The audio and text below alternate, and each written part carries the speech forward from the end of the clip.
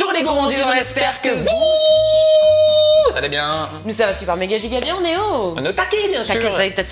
Taquet. Bon, mes gourmandises, on se retrouve aujourd'hui en cuisine. Aujourd'hui, mes gourmandises, nous allons faire une recette qui est tout simplement sortie de mon nouveau livre, Mes classiques faits maison.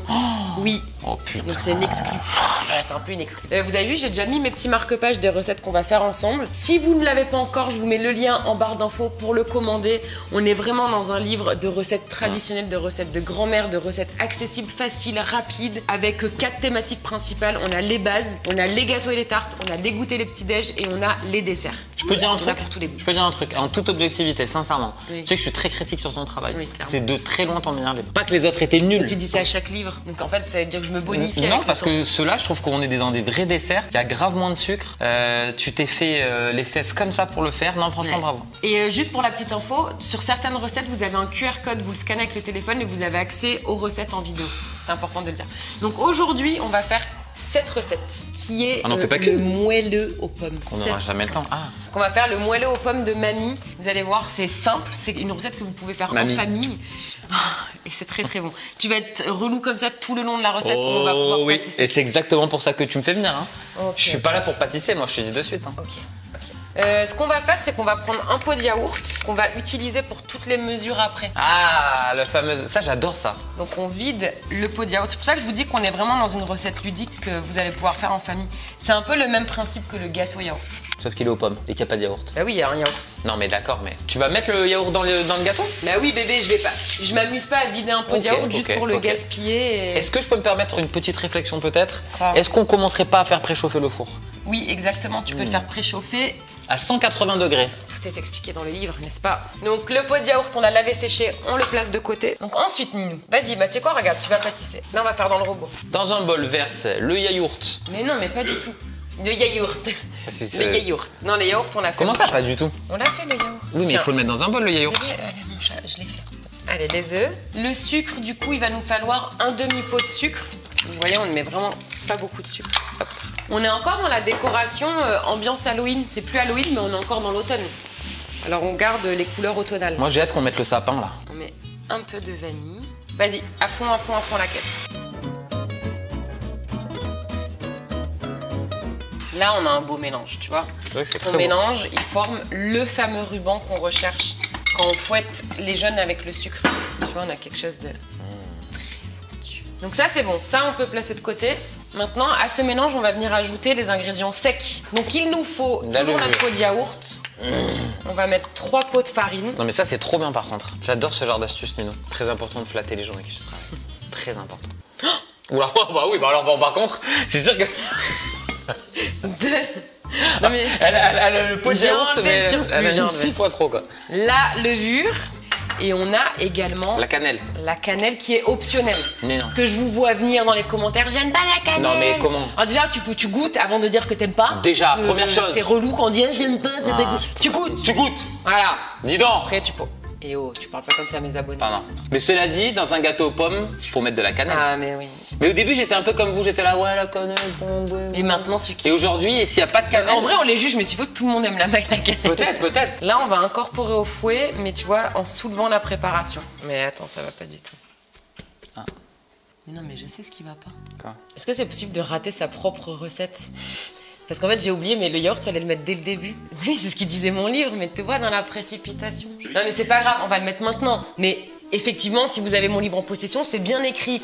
Dans un bol, verse le yaourt et ensuite ajoute les œufs et le sucre. Et vous voyez comme j'ai très peu de considération dans ces vidéos. Parce que c'est un peu le truc du gars amateur qui va dire moi je pense. Oh, écoute, tu sais pas faire, arrête, tu sais pas. Et en fait, ben. On fouette. Un peu d'huile, monsieur. Attends. Et le pot de yaourt, on peut le jeter au recyclable, on n'en a plus besoin. On a C'est bon. une très belle préparation, vous voyez, les petites graines de Je cannelle. dirais même la belle pâte. Tu la sens même là, la cannelle. Bébé. Mais tu sais, c'est un truc. Elle croit que je suis né de la dernière averse. On va passer ça de côté, on va récupérer nos pommes, on va en peler 2. On va peler les 4 en fait. C'est elle qui a écrit les recettes. Hein, quand Mais même. non, mais parce que j'hésitais pour notre orga. Parce qu'en vrai, c'est ce que je vous dis à chaque fois, les recettes, on se les approprie, on peut les travailler différemment. On les pèle. Moi, je creuse. Ah oui. Fais moins chiant, quoi, forcément. Putain, c'est chiant ça. Tiens, creuse. Non, je préfère lui. Je Je trouve que j'ai progressé en Je sais cuisine. pas, mais moi je trouve que peler les pommes, c'est vraiment le truc qui me saoule en pâtisserie. Je sais pas pourquoi. C'est comme les pommes de terre. Hein, ouais, j'ai jamais pris aucun plaisir à ça, quoi. Ouais, c'est une galère. Hein. Pourquoi il marche pas? Ah, c'est dans le sang. On sent, hein, le mec qui cuisine beaucoup. Non, Mais mais le c'est- four, il sonne. J'en ai fait 3, t'en as fait une, quoi. Oui, bah j'ai vidé, hein. Oh, bébé, regarde tes pots et mes pots. Oui, bah franchement, t'as le meilleur truc. Mais tu l'as pas voulu? Non, c'est une galère, ça, franchement. Hein. Il y en a 2 qu'on va couper en petits morceaux. C'est ce qu'on va incorporer dans la pâte. Donc on la tranche en long, puis en plus, et après en large. Ça, mon cœur, tu peux les mettre dans la pâte. Ok. Parce qu'en fait, on va adapter la quantité de pommes aussi en fonction des gabarits de nos pommes. Mais je pense qu'en fait, 1,5 suffira. Ok, toi, tu incorpores les pommes, mon chat, au fouet. Et là, on va couper des fines tranches de pommes. Parce qu'on va les mettre après en rosace sur notre moelleux. Ok, ça c'est fait, mon chat. Ok, donc on va graisser notre moule. Soit avec du beurre, soit pour les feignants comme moi, avec un spray. Moule que vous pouvez trouver sur le site latedorexan.com. Exactement, moule de 20 cm qu'on utilise. En vrai, c'est hyper pratique, ça. On prend un peu de farine. Ici, là, ce qu'on fait, c'est on chemise notre moule. Oh, j'ai failli le dire, mais je me suis dit, je vais dire une connerie. Donc on récupère la pâte que Ninou... Oh là là, elle est belle. Hein. Oh, franchement, c'est trop beau. Est-ce qu'il n'y a pas trop de pommes?